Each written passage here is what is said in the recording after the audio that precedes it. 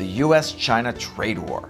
It's bigger than Trump's tariffs. It also involves massive sanctions on China. The CCP is using every trick in the book to get around them. But will they survive? Welcome to China Uncensored. I'm Matt Gnezda. Chris is off this week, learning how to use AI. Or is he the AI? Did you know that in 2025, more than half of companies are already using AI? Microsoft, Amazon, Google, they've all laid off thousands of people, and 40% of people fear AI will take their job this year. It sounds scary, but here's what you're not seeing. These same companies are also hiring people who can understand AI and who can use AI tools.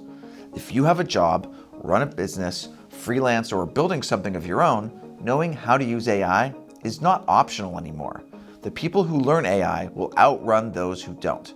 So if you want to stay ahead, I recommend you start learning AI today. Specifically, I recommend you join this upcoming 2-day AI training. It will take you from a beginner to advanced AI professional in just 16 hours. It's valued at $895, but we've partnered with Outskill to provide 1,000 free seats for China Uncensored viewers. This 2-day program offers 16 hours of live AI training spread across 2 days. And it's happening this coming weekend on Friday, 10 a.m. to 1 p.m., and Saturday and Sunday, 11 a.m. to 7 p.m. Eastern Time. You'll gain in-depth knowledge on a wide range of topics, like how to create amazing images and videos using AI tools, and how to automate your work to save time and make you more productive, and even build a side hustle that can make you $10,000 a month. Slots are filling up fast, so click the link in the description to book your slot. Make sure to join their WhatsApp community to receive updates. Also, the introduction call and first session for the 2-day training happens this Friday at 10 a.m. Eastern Time, so don't miss it. So if you've been following this channel for a while, first of all, congratulations on your excellent taste. You know that the CCP does a lot of messed up things. Things like putting ethnic minorities in concentration camps. The US sanctions China for that, among other things. But there's a problem. China just keeps finding all sorts of ways to get around the sanctions. Weirdly, they never seem to consider the best way around the sanctions, which is to simply stop being evil. For example, the US moved to ban imports tied to forced Uyghur labor in Xinjiang back in 2020, passed the broader Uyghur Forced Labor Prevention Act, which went into effect in 2022, and expanded that act in January. Yet, Chinese forced labor is still in everything, from fashion to food, to cars, smartphones, and solar panels. Yes, these products do end up in the US despite the sanctions. In fact, recently, a joint investigation by the Bureau of Investigative Journalism, the New York Times, and Der Spiegel found that more than 100 global brands have connections with companies that employ forced labor. These include Tesla, Samsung, Midea, LG Electronics, Skechers, Crocs, and even KFC, Subway, and McDonald's. Ba-da-ba-ba-ba. I'm not loving it. Now, just for clarity, not all these brands are doing business in the US with the products of forced labor. The KFC, Subway, and McDonald's chains linked to forced labor are all located in China. So that's fine, right? But those companies, as well as the others on the list, are still American and have to abide by American law. Yet somehow, the sanctions are not stopping them from getting supplied by Chinese companies that use forced labor. So how is this happening? Well, one of the problems is that China has been using state-directed labor transfer programs to scatter Uyghurs across China, all in the name of cultural exchange and giving Uyghurs jobs. Jobs that they're not allowed to leave, no matter how low the pay, how bad the conditions, or how homesick they get. According to Adrian Zenz, an anthropologist and leading expert on Uyghur forced labor, the programs grew significantly around the time internment camps were introduced in 2017. Which makes sense, since the ethnic minorities involved are often offered a choice. Work where we tell you to work, or go to a concentration camp. See, says China, they have a choice. It's not forced labor after all. The labor transfer programs make it very hard for supply chain auditors and customs officials to spot signs of forced labor. And the same goes for the big name brands involved. Big brands don't usually have direct relations with companies that have Uyghur workers, They're working with multiple layers of suppliers, and it's those suppliers that have some connection to forced labor. For many of these brands, they may not even know that their supply chains include forced labor. Yet another reason to be skeptical when you see a brand claiming to be cruelty-free. We weren't cruel. That was just the folks who supplied us the ingredients. For example, according to the New York Times, car companies like Volkswagen, Mercedes-Benz, General Motors, Ford, Chrysler, Mazda, and Hyundai got services from Hubei Hongte Equipment Manufacturing Company. That company got Uyghur workers from Xinjiang through the state-owned human resources company Xinjiang Zhencheng Minli Modern Enterprise Services. Another example is Samsung.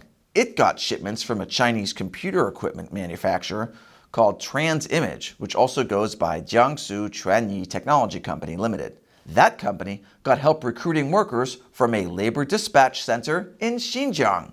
These labor transfers coming from third-party, quote-unquote, human resource companies and labor dispatch centers make it difficult to tell who's employing whom and under what circumstances, which makes laws like the US sanctions really hard to enforce, which is why it took some intensive investigative journalism to get to the bottom of it. The New York Times, the Bureau of Investigative Journalism, and Der Spiegel reached out to the companies involved. Some of them didn't respond. These ones declined to comment or denied that they had any direct ties to forced labor, and these ones said they would investigate the situation. Yes, they will definitely investigate themselves and see if they have been violating US law. But moving ethnic minorities to factories around China is just one way China tries to get around sanctions. They also create subsidiaries and shell companies. This is one of the ways China manages to acquire sensitive technology the US wants to keep out of its hands. Take Huawei, for example. When the US government blacklisted Huawei from directly buying American semiconductors and other critical technologies, Huawei started relying more on subsidiaries to skirt sanctions, including one particular secretive chip startup run by an ex-Huawei executive. It's the corporate equivalent of getting kicked out of a bar and then showing up the next day with a mustache and a top hat. Huawei? Who's Huawei? I'm Wei Hua Incognito. It's thanks to shell companies and subsidiaries like this that Huawei was able to get around export restrictions and get advanced AI chips. They treat AI chips like Lay's chips. Bet you can't steal just one. It's frustrating. No matter how many companies the US blacklists, more keep popping up like a never-ending game of whack-a-mole, if those moles happen to be using other moles as forced labor. But that's not all. There's so much more that China does to circumnavigate sanctions. They use transshipment hubs, where goods are shipped from China to another country on the down low, slapped with a made somewhere else label, and then shipped onward from there. They also just straight up use smugglers. The US government is aware of all this. That's why it's pressuring US chip software suppliers to stop selling to China, and planning a new crackdown on American companies that do business with certain Chinese state-linked corporations. Some people may argue it's pointless to sanction China if China's just going to get around the sanctions, which is like saying, why have a front door if burglars could just pick the lock? Some, like the Free Press, go so far as to argue that sanctions help China, since they force China to adapt, innovate, and become more self-reliant. Yeah, leave your front door unlocked, otherwise you'd just be training criminals how to pick locks. The Free Press even describes US sanctions against China as preemptive, akin to a declaration of war. But that's the wrong way of thinking about the situation we're in. The US didn't start the fight. It was China. Communist China started breaking trade agreements the day we let them into the World Trade Organization. China already sees itself as being at war with the US. Unconditional warfare. US sanctions actually protect American companies, which if they stay in China are going to get absolutely screwed when China invades Taiwan. And more importantly, sanctions are a response to the threat China poses to US national security, the global economy, and human rights. So stop turning a blind eye to genocide when all you get is a slightly cheaper t-shirt. Plug for our merch store, by the way. Shirts definitely not made in China. Will sanctions mean that China has to innovate? Of course. But it would do that with or without US sanctions.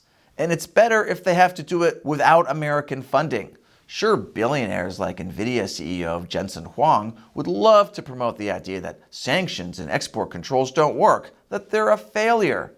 After all, Can't we just make money from everybody? So what then? Should the US just let its most advanced tech be up for grabs in China? Or just say forced labor is totally fine as long as it's helping us get slightly cheaper Chinese crap? I'm shocked slaves don't take more pride in the quality of their work. Imagine if we had applied that logic between the US and the Soviet Union. Would it make sense for the US to put no restrictions on advanced weapon sales to the enemy, since they'll just make them anyway? We can't stop the CCP from wanting to take over the world, but we can choose not to fund it. A world without sanctions or tariffs ignores the fact that the CCP is an existential threat to America, the world, and frankly, to their own people. And they still haven't figured out the easiest way around the sanctions is to just knock it off with the being evil shtick. Now, don't get left behind when everyone else is learning how to use AI. Be one of the first 1,000 people to click below and book your slot for Outskill's AI training this weekend. I'm Matt Gnezda. Thanks for watching China Uncensored.